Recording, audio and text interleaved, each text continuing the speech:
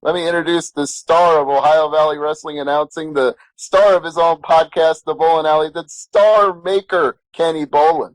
Well, I tell you what, that's about 10 times better in introduction than Rob Dickless Dickin gave me over at the Ant, the first show that we did for the first Bolin Alley. He botched that thing so bad I had to make him do it twice. Well, but fortunately, we won't have to make you do that tonight. That was an above average introduction if I ever heard one. Well, we strive to be above average at the Angry Marks podcast, so we graciously accept that compliment, especially from the Star Maker, because without you, so many people in Ohio Valley wouldn't be where they are today. So we're taking. Well, I don't even know if there'd be an Ohio Valley without me today. I've been behind the scenes and in front of the scenes for the last 15 years, and you name it, and I have done it. I don't care if it's advertising, promotions, management, the counseling, you name it, I've been involved in it in one fashion or the other. That's very true, and let's start right there, as a matter of fact. Tell us how you first got into the professional wrestling scene, what led you to Ohio Valley. Give our listeners the background on what got you your start. Well, I'll tell you what led me to professional wrestling is I was always a bit of a fan. I mean, me and my stepdad and my grandpa Bolin, we always watched pro wrestling from the time I was 5 or 6 years old, and I had an above average interest in it. But when Jerry the King Lawler came aboard, around 1972 is when I really got hooked on pro wrestling. I mean, I was fascinated by this man's work. And let's face facts. There was no angry marks. There were no, I don't even know if there was the term marks back then. And people just were nowhere near as smart to the business as they were then. And yeah, my mother would sit there and tell you how fake it is, and then my dad would know it's all real and all this stuff. And I was sitting there like, well, whatever it is, I'm thoroughly entertained by this. And Jerry Lawler was the one who entertained me the best. And from 72, 73, 74, he just lured me in. I was thinking, good God, this is what I want to do. But I don't know if I want to take that ass whipping he takes every week. And if you'll remember, Jerry Lawler was the first one who had a manager that didn't talk. Sam Bass hardly ever said a word. He was just there to interfere. And still got more heat than almost any manager in the history of wrestling in the Mid-South. They can say what they want about Jimmy Cornette, Jimmy Hart. All of them had plenty of heat. All of them were well hated. But Sam Bass, for a guy that almost never said a word, was a hated son of a bitch. And I always thought to myself, boy, I would be I was 10 years younger than Jerry Lawler. When I was, 12, he was 22. And but I always thought, well, I would be the perfect manager for him, because even at 12 years of age, I felt that I was a pretty good talker. So I was good at wrestling. I was good at amateur wrestling, and I tell this on OVW all the time that I was 212-0 at Oldham County. Well, that's no bullshit. I was undefeated in amateur wrestling. Me and Jim Cornette formed a little, I hate to call it backyard, because that's not what we were, but that's kind of how it'd be viewed as. We were a little company called KWA Wrestling, Kentuckiana Wrestling Association, it was called. And that is where I thought, well, you know what? I might not be too bad a pro wrestler, because I was about Lawler's size, and I looked like him quite a bit from what people told me. And I was, well, shit, this might be what I want to do. And then after getting into it for a while and taking the bumps and the bruises, and I was like, shit, man, I need to be using my mouth more than I need to be getting beat up every damn night. So I really never got into the professional level, because there were so many good managers at that time. Regardless of how good anybody thought I was, and especially Jim Cornette, they didn't seem to want me in. Jimmy Hart wasn't going out of his way to help me. Jimmy Cornette, my best friend, sure as hell wasn't going out of his way to help me. And Jerry Lawler didn't seem to really knock any doors down trying to get me in. But they really didn't know what I could do. Cornette was the only one who truly knew.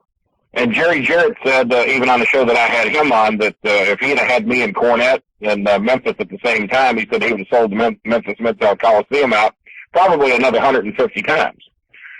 But that's after the fact. So Nick Goulas ran into me at a Service Merchandise in Nashville, Tennessee. I was in line getting ready to pay for a surround sound receiver. And Goulas tapped me on the shoulder and told me that I had a striking resemblance to Jerry Lawler. So I told him that, I was very good friends with Jerry, and that Jim Cornette was my best friend. And He asked me if I was in the business. I said, no. I said, the opportunity never has really come. This was in 1987. And Dick says, your opportunity has just come. He said, how would you like to be my next Jerry Lawler? He said, I'm getting ready to start a wrestling promotion back up here in Nashville, and I would love for you to be a part of it. I told him I didn't have that much interest in being in wrestling, but if he needed help with television broadcasting, if he needed help with promotions, and if he needed a manager, then I'd be more than happy to be a part of it, but I didn't think that wrestling was going to be my long-term career. He said, well, that's fine. You tell me what you want to do, and we'll make it happen for you. So he put me on the show as his announcer right away. And then after a few months of announcing, my first managerial match was managing Tojo Yamamoto at my first show in Birmingham, Alabama in November of 1987. And that's how it all got started. And then I ended up at OVW. I got recruited from a little bullshit show I was working up here to help Dennis Corluza, if you're familiar with him. Oh, yeah. He asked me to come over and manage some shows at a group called the IWA, and I don't know if you don't know who run it, I'm not going to tell you. So I worked those for about 6 months, and then Danny Davis come over there for a reunion show and met me and had heard about me through Cornette. And he says, I tell you what, he said, I'd like to get you out of this hellhole. He said, how would you like to come to OVW? I said, put me together an offer, and I said, I will more than likely jump ship. And he did, and I did, and that's how I got with OVW 15 years ago, and you guys haven't got to say much, have you?